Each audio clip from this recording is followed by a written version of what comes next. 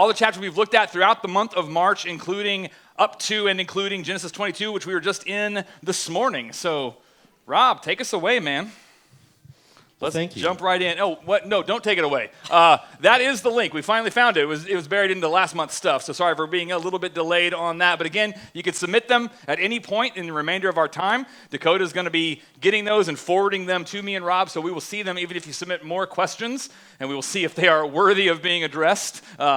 Talking to you, that back row back there, I know we'll get some weird ones if I just leave it wide open. But then, yeah, hit that code if you want, or you can use the link in the top of the app. Just kind of the homepage of the app there. Either of those will work, and we will get them. Now, take it away. There's no question I like better than ones I'm unprepared for. That's right. Absolutely. Keeps you on your toes. All right, first question we got God speaks directly to Abraham many times throughout Genesis. When Abraham is about to sacrifice Isaac, why is it that an angel of the Lord calls out to Abraham instead of God directly? Very good. Okay, so at least starting in the shallow end, right?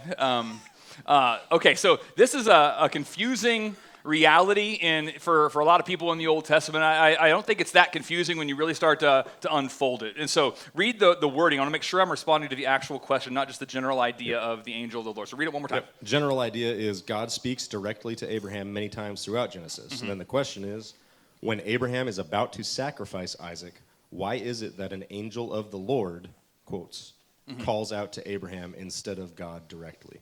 Very good. All right, so in the Old Testament, there's an interesting figure that shows up periodically throughout. He's in the prophets. He shows up in the Pentateuch. He shows up in the histories. There are different times where this figure, only referred to as the angel of the Lord, will show up in specific times and with specific purposes, right? And so what many people think is that this is potentially the pre-incarnate Christ. And so before Jesus came in the flesh, this is him representing the Father and coming in a form that people can engage.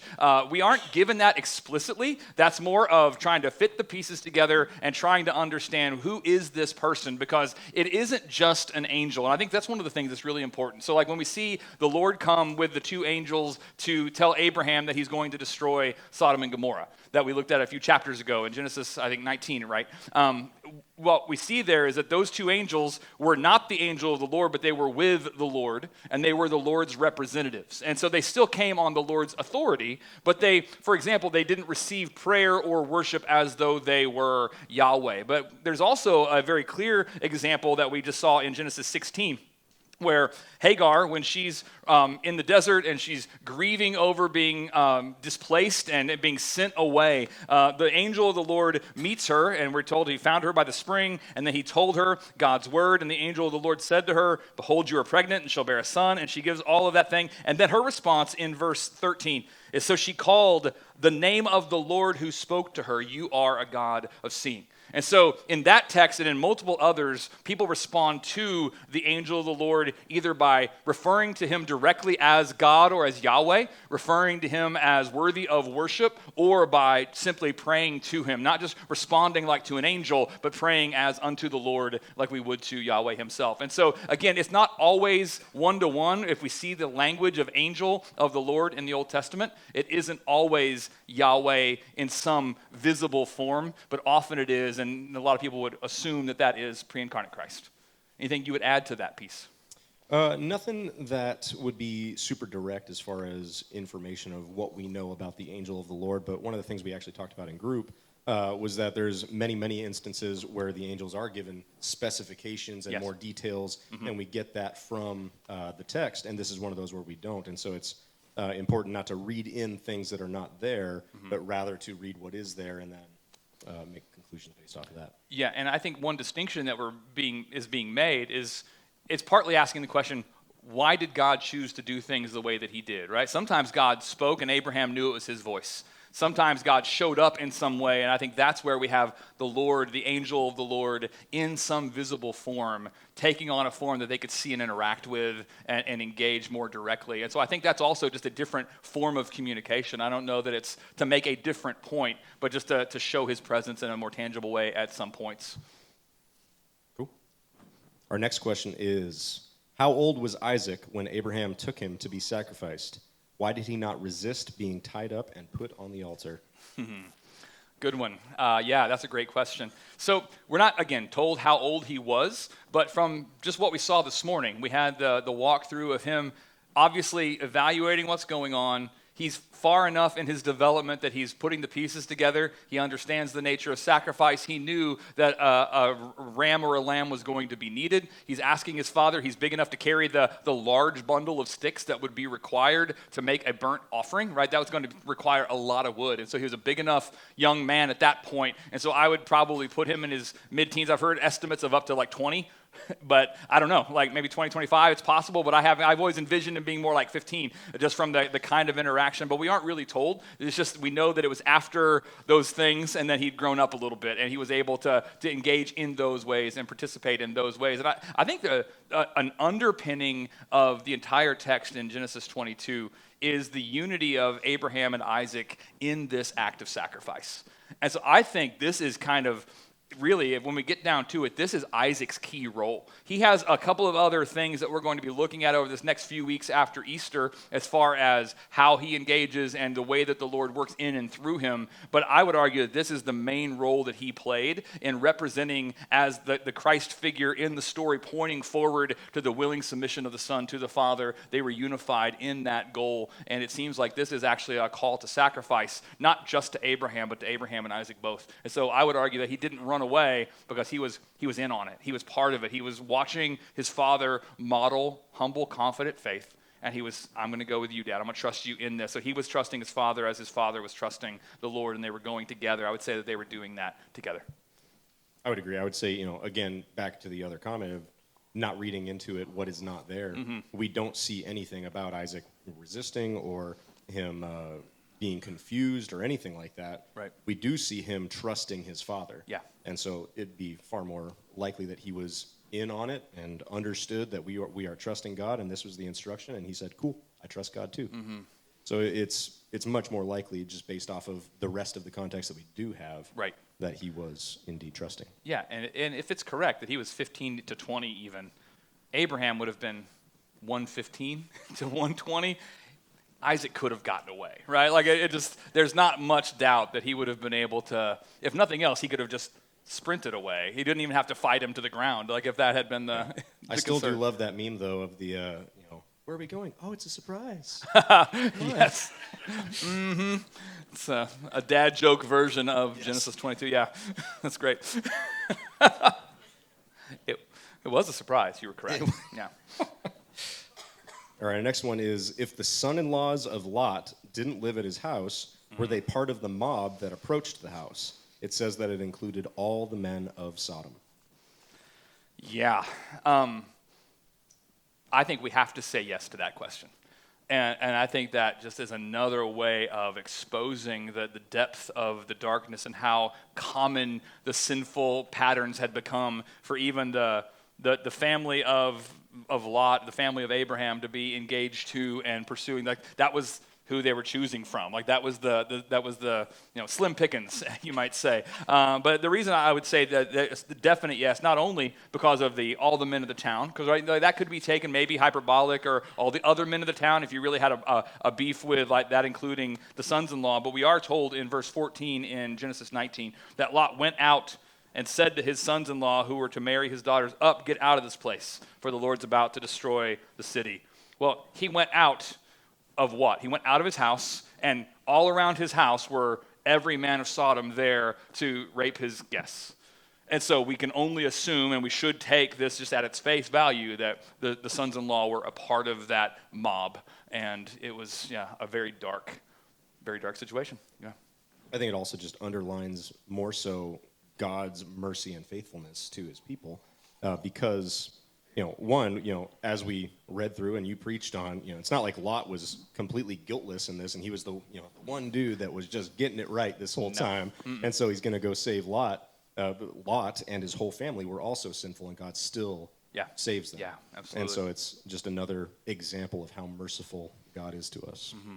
And just the consequences of sin. We looked at that, obviously, when we were in the Sodom and Gomorrah text, but seeing where Lot had led his family, motivated by worldly wealth, motivated by what looked the best in the moment, motivated by how he felt, all those pieces, and the cost that his family was paying and the ramifications and consequences that came from that were just terrifying.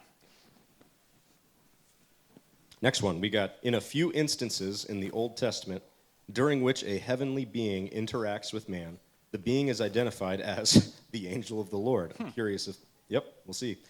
As in Genesis 22:15, based on the type and tone of the statements made by the angel in each such instance, we can deduce that he is actually the pre-incarnate Christ. I feel like somebody jumped ahead. So the question is this: why is he not clearly identified as God himself in these instances, but seemingly as just one of his servants? Right.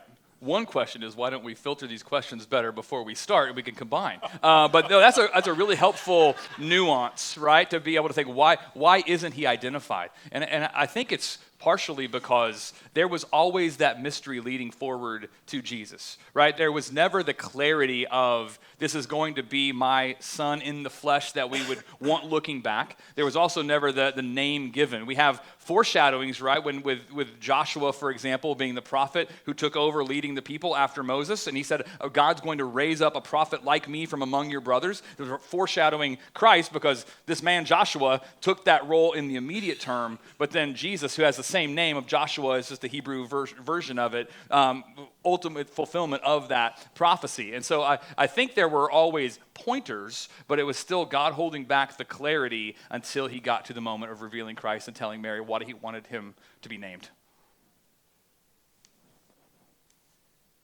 Yeah.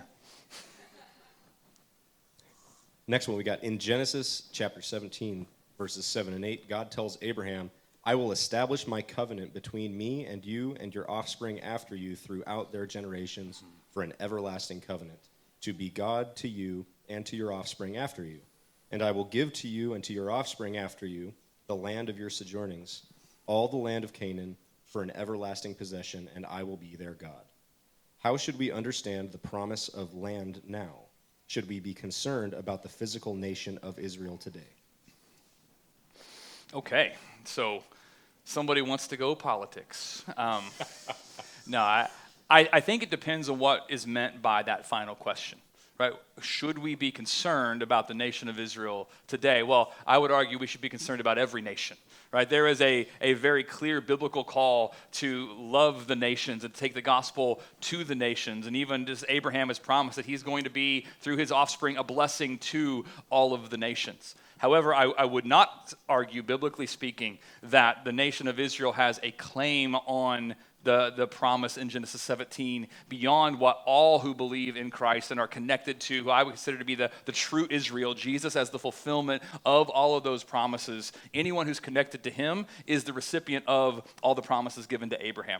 And I think all those who are not in Christ and who have not put their faith in Jesus, they don't have that standing land promise in a way that they had it in the Old Testament as the covenant people of God. And there's a couple of reasons for that. I would say that one of the main ones is, as you look at that specific text in Genesis 17, he says, I will give to you and to your offspring after you the land of your sojournings, all the land of Canaan for an everlasting possession, and in 17:8, I will be their God. What the Apostle John tells us in the short letter, 1 John, he tells us that whoever denies the Son denies the Father also. And so what we cannot do is have some sort of weird, non-biblical mix of a group of people who actively deny the coming of Christ being the Messiah and say, well, they still in some way have a connection to the Father. So if this promise is to hold, I will be their God, must be true. If they will receive the land, I will be their God, they will be my people. That means it's for those who have accepted, put their faith in, and are connected, united to Jesus in his life, death, and resurrection. And so that Paul gives us that very clearly in Galatians chapter 3 as he unpacks that for us, that Jesus is the fulfillment of the offspring promise made to Abraham, and so that everyone who's connected to Christ by grace through faith are those who receive these promises and are the recipients of the blessings. And I would even say it expands beyond that to what we have, for example, in the Beatitudes of blessed are the meek, for they shall inherit the earth. He's picking up on the Psalms, talking about how that is going to be the blessing for all who put their trust in the Lord and humbly surrender to him. This is for the covenant people, and I would argue that that is going to be finally fulfilled in the return of Christ, when the new heavens and new earth come down, when all things are made new and Christ returns. So all of the earth is going to be Christ's part of his kingdom. We will be reigning with Christ for all eternity, and all of the earth will be ours. I speak in fireman terms. So the way that I think about it is, when God makes a way and you say, I don't want that way, you don't get to say you follow God. Yeah. I color code things too. So. That's a very low view of his noble profession. Hey man, we literally have a hose that says pre-connect 2. And you know what we do? We don't say, hey, open pre-connect 2. We say, hey, the green one. Yes, very nice. So, our next question. Yes, let's move right along. I love it because it rhymes. It's just, why a ram, not a lamb? Oh. Yeah. I think part of it is just expectation and reality, right? He said God will provide the lamb for the burnt offering. That's what Abraham was expecting God to do. The reality was God provided a ram. I don't know if there's a specific significance to the ram in place of the lamb, because we also know that Christ is the fulfillment of the promise of the lamb. He's the pure, spotless lamb who came to take away the sin of the world, as John the Baptist declared of him at the beginning of John's gospel. And so we know that that is pointing to Christ. So if some people might try to argue that it was a male version of what it's maybe more better to better foreshadow Jesus. I mean, I don't know. I wouldn't necessarily go there. I think it was just he expected it to be a lamb. God provided a ram. He's like, oh yeah, that's what I was looking for. He understood that that's what God was doing. And so I don't consider that to be any sort of contradiction or like misexpectation. I think it just sometimes God doesn't do it exactly the way we think he's going to, but he's still very clearly providing. That was unmissable when he did it. I think so many times we get wrapped up in what we think, Mm-hmm. and when something doesn't look the way that we projected it in our minds, and we're like, oh, shoot, maybe it's not it. Yeah. Like, well, what about what God thinks? Right. And so I think it's not necessarily that, oh, well, ram, good enough. That'll work. Now I don't have to kill my son. I don't think it's that. I think it's Right. much more likely that we are wrong than God is wrong. Yes, I was friends with a guy in college, and he was convinced that God told him, like spoke to him in some sort of audible way for him, that God told him to marry Laura. And then she said no and rejected him and moved. Nice. And so he's like, I may have misheard. Maybe it was Lori. And he started dating this girl named Lori for a while, and that went terrible. So anyway, it's kind of like that. It's exactly It like seems connected. I think he's a fireman now. I wouldn't doubt it. That sounds like a fireman story. Actually, he's a pastor in St. Louis. That should be. This is our last question. Do we have any more, Dakota, or are we on 7? That's it. All right. Short and sweet. All right. Our last question so far. Unless you get them in, like right now. Go for it. At the end of Genesis 22, why are the children of Abraham's brother listed? Because they were there.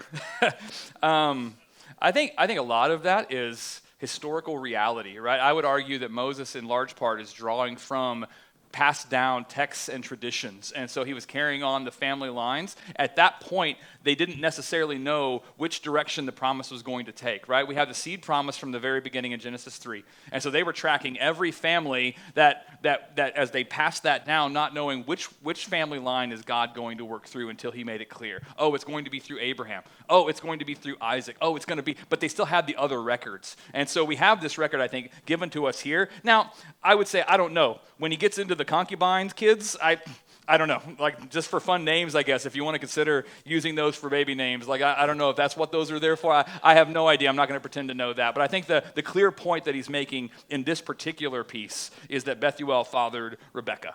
He's setting it up for where this is getting ready to go, partly because Moses was looking back on the history. He knew the line that the promised Messiah was coming through, and so he was making that connection and foreshadowing so that as Isaac was marrying age, he was going to marry Rebekah, and this was setting up where was she, how was she family, how was this all continuing to fill the promise of God. I always think in terms of prescriptive and descriptive, and so you have things that God instructs us to do Yep. in Scripture that Absolutely. they are prescriptive. We are prescribed those things.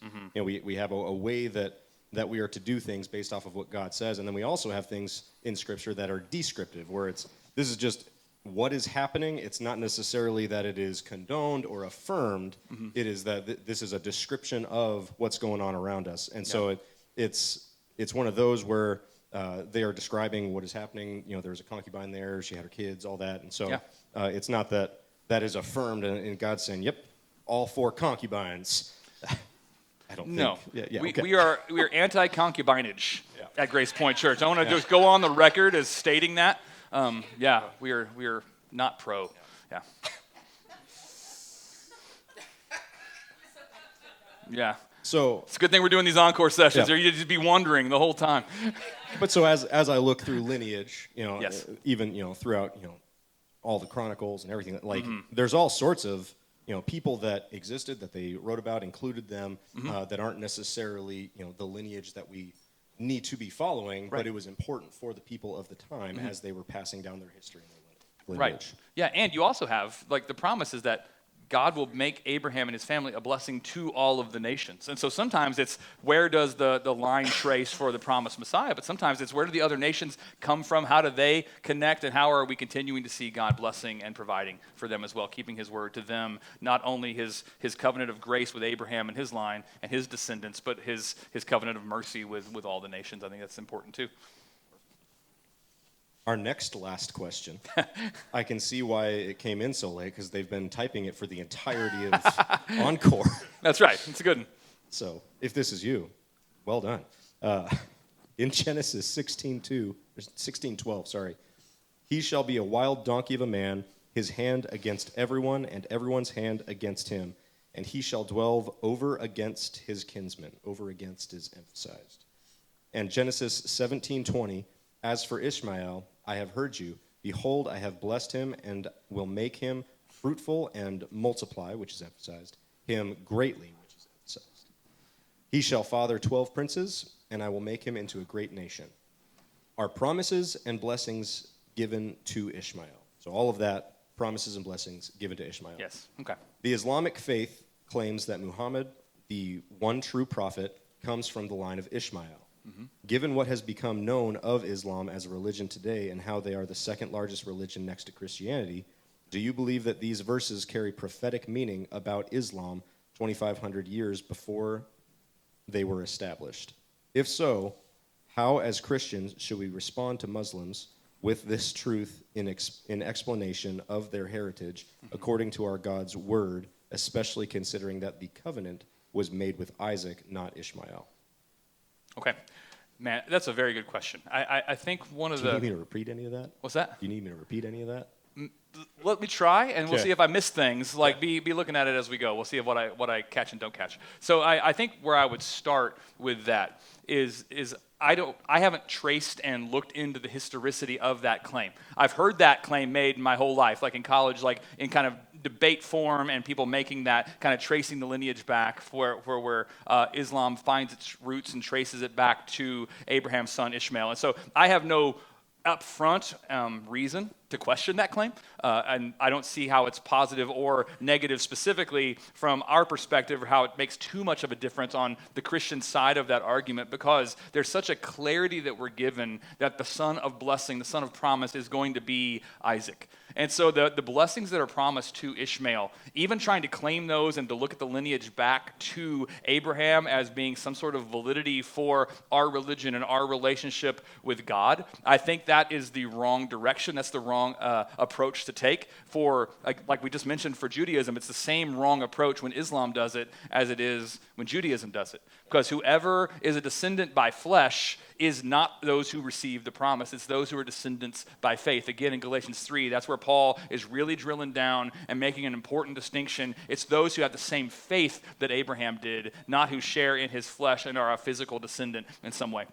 So I think that's the first piece. I think just being related to Abraham doesn't make them Abraham's descendants in the terms of those who are receiving blessing any more than me growing up in a Christian home makes me a Christian automatically. It's a matter of whether or not I share the faith of my parents, not just the heritage, the lineage, and the physical descent. And so I think that's one big piece, and I think that kind of sets the whole stage, right? Because if that's taken out of the conversation, then we're having a very different conversation. We're having an evangelistic conversation. And I think any evangelistic conversation with someone who believes in the wrong God is an evangelistic conversation that is seeking to appeal to a religious person and helping them see that there's something better for them, right? We're not trying to argue someone else into believing what I believe. We're trying to persuade them that there's something better than what they've been putting their faith in. And that's really true whether it's Allah or whether it's some sort of like Buddhist belief system or any sort of other Eastern systems, or even just our natural tendency of if it feels good, do it, American religion, right? Like it doesn't really matter what the form it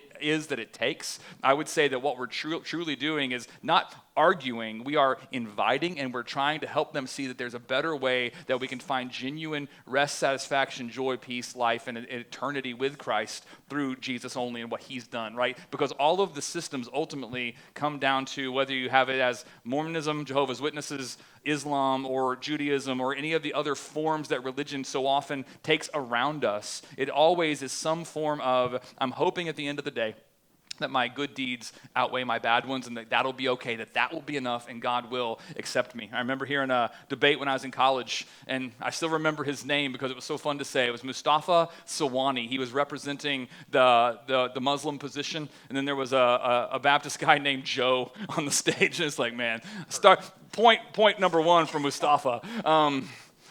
But Sorry, Joe. But his argument, that's right. Yeah, it's not personal. But his point, he just literally said, all we really have to go on, we have no confidence. All we have to go on is at the end of the day, when we come to the end of life, we're hoping that our good deeds outweigh our bad deeds. It's like a scale. And if they do, then we're hoping that God will accept us. And what we have in the gospel is just completely different, right? So often, though, we twist it into that. We take the gospel call to holiness and to righteousness and to follow Jesus, and we think, well, okay, then if I do enough, that'll be enough, and then God will love me or he will continue to love me, when in the gospel, in reality, is the exact opposite. It's God has loved you. He knows you as you are. He loves you first, and then our obedience is a response to that love and the acceptance that he offers us in Christ. So it's never about what we do, but it always produces those good works as a result. Did I miss anything? I'm sure I did. You did not. Okay. No. Then I'm not so sure I did. It was incredible. Well done. All right. If it wouldn't be awkward, I'd lead everybody in applause. Let's not do that. The last thing, which you did touch on, is just how should we respond to Muslims with this truth? And I think through, like when I disagree with my wife, and I can see 100% that I'm right and she's wrong. Of course. Of which there are several recorded instances throughout our marriage of 10 years. That's the only reason you have security cameras in the home? Yeah. She's not in the lobby, right? She left. Okay. All right. I have never once been successful with the approach of, you're wrong, here's why you're wrong, here's some more evidence of why you're wrong, and here's what's correct and true. Surprisingly enough, that has never actually worked or been successful in our marriage. How often do you try this? As I mentioned, there are several instances throughout our marriage. Yeah, and so, I think one thing that we do get wrapped up in is we love truth, right? Yep. And we have truth, and so we do love it. Yeah. And if we're not careful, we use it as a weapon instead of using it as, as if we are beggars who know where the bread's at and pointing to where the bread is. Yeah. And so, how do you handle that? How do you engage it? I would say relationally, right? And so it's one of those things where I'm big on relationships and context matters. And so if you've never met this person, you should probably respond to them differently than somebody who you've been friends with for 20 years, have some background, you understand their position on things. Right, if you don't know where they're coming from, you're going to handle that conversation differently. And so, like we saw today, lead with love. Yeah. And so, if you have love in your heart for the person, then it is going to go better than if you view them as an enemy, as somebody who is opposing you. They're not. They're, they are lost. They're the mission. And so, if we come to church talking about the mission, well, that's it. Mm-hmm. And so I can't remember us talking about the mission and going, go beat them over the head with truth. Send you out. Right. Yeah. Right?